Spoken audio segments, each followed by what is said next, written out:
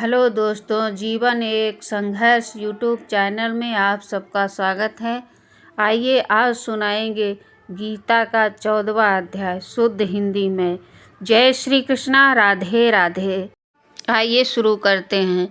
14वां अध्याय गुण त्रय विभाग योग, प्रकृति और पुरुष द्वारा जगत की उत्पत्ति। श्री भगवान उवाच।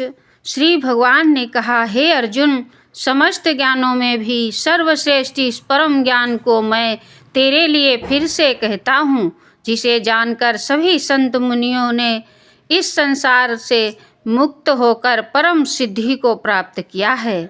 इस ज्ञान से स्थिर होकर वह मनुष्य मेरे जैसे स्वभाव को ही प्राप्त होता है।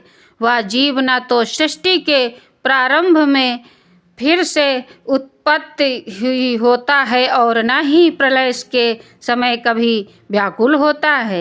हे भारतवंशी, मेरी यह 8 तत्वों वाली जड़ प्रकृति, जल, अग्नि, वायु, पृथ्वी, आकाश, मन, बुद्धि और अहंकार ही समस्त वस्तुओं को उत्पन्न करने वाली योनि माता है और मैं ही ब्रह्म आत्मा रूप में चेतन रूपी बीज को स्थापित करता हूँ।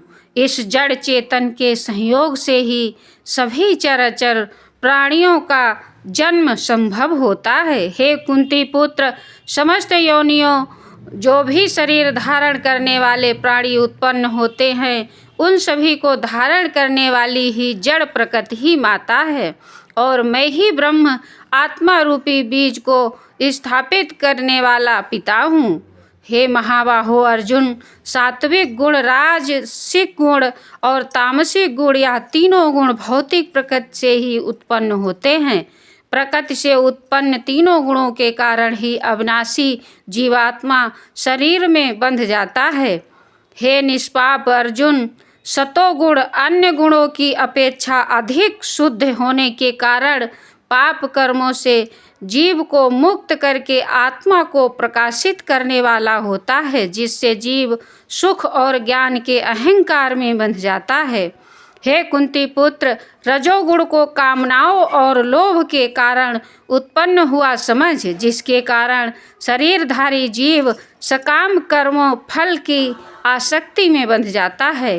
हे भरतवंशी, तमोगुण को शरीर के प्रति मोह के कारण अज्ञान से उत्पन्न हुआ समझ, जिसके कारण जीव प्रमाद, पागलपन में व्यर्थ के कार्य करने की प्रकृति, आलस्य, आज के कार्य को कल पर टालने की प्रकृति और निद्रा, अचेत अवस्था में न करने योग्य कार्य करने की प्रकृति द्वारा बंध जाता है।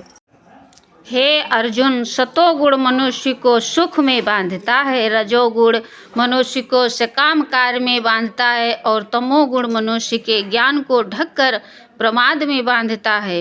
हे भरतवंशी अर्जुन, रजोगुण और तमोगुण के घटने पर सतोगुण बढ़ता है, सतोगुण और रजोगुण के घटने पर तमोगुण बढ़ता है। इसी प्रकार तमोगुण और सतोगुण के घटने पर तमोगुण बढ़ता है। जिस समय इसके शरीर सभी 9 द्वारों, 2 आँखें, 2 कान, 2 नथुने, मुख, गुदा और उपस्थ में ज्ञान का प्रकाश उत्पन्न होता है, उस समय सतोगुण विशेष वृद्धि को प्राप्त होता है।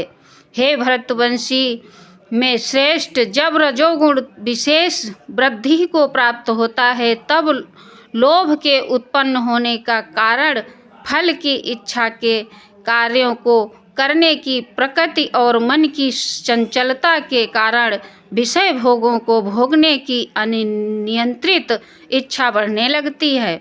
हे कुंती पुत्र अर्जुन, जब तमोगुण विशेष वृद्धि को प्राप्त होता है, तब अज्ञान रूपी अंधकार कर्तव्य कर्मों को न करने की प्रकृति, पागलपन की अवस्था और मोह के कारण न करने योग्य कार्य करने की प्रवृत्ति बढ़ने लगती है। जब कोई मनुष्य सतोगुण की वृद्धि होने पर मृत्यु को प्राप्त होता है, तब वह उत्तम कार्य करने वालों के निर्मल स्वर्ग लोकों को प्राप्त होता है। जब कोई मनुष्य रजोगुण की वृद्धि होने पर मृत्यु को प्राप्त होता है, तब वह सकाम कर्म करने वाले मनुष्यों में जन्म लेता है और उसी प्रकार तमोगुण की वृद्धि होने पर मृत्यु को प्राप्त मनुष्य पशु पक्षियों आदि निम्न योनियों में जन्म लेता है।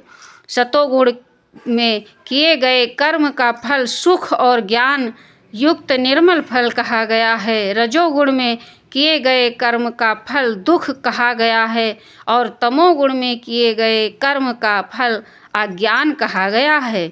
सतोगुण के वास्तविक ज्ञान उत्पन्न होता है, रजोगुण से निश्चित रूप से लोभ ही उत्पन्न होता है और तमोगुण से निश्चित रूप से प्रमाद मोह अज्ञान ही उत्पन्न होता है।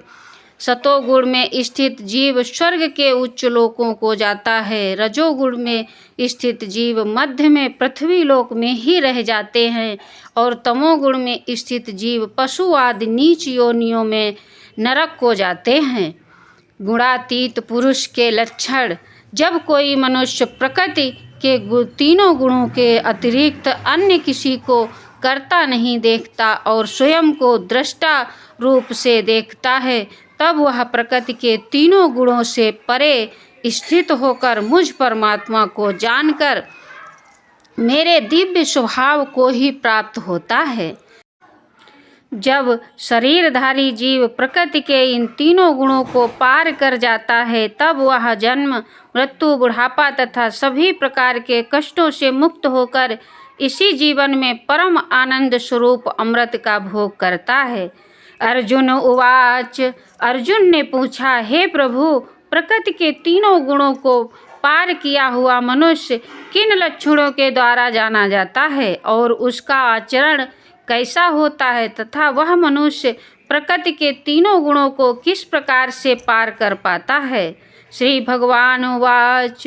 श्री भगवान ने कहा, जो मनुष्य ईश्वरीय ज्ञान रूपी प्रकाश सतोगुण तथा कर्म करने में आसक्ति रजोगुण तथा मोह रूपी अज्ञान तमोगुण के बढ़ने पर कभी भी उनसे घृणा नहीं करता तथा समान भाव में स्थित होकर न तो उनमें प्रवृत्ति ही होता है और न ही उनसे निवृत्ति होने की इच्छा ही करता है, जो उदासीन भाव में स्थित रहकर किसी भी गुण के आने जाने से विचलित नहीं होता, वह गुणों को ही कार्य करते हुए जानकर एक ही भाव में स्थित रहता है, जो सुख और दुख में समान भाव में स्थित रहता है, जो अपने आत्म भाव में स्थित रहता है, जो मिट्टी पत्थर और स्वर्ण को एक समान समझता है, जिसके लिए न कोई प्रिय होता है और न ही कोई अप्रिय होता है, तथा जो निंदा और स्तुति में अपना धीरज नहीं खोता, जो मान और अपमान को एक समान समझता है, जो मित्र और शत्रु के पक्ष में समान भाव में रहता है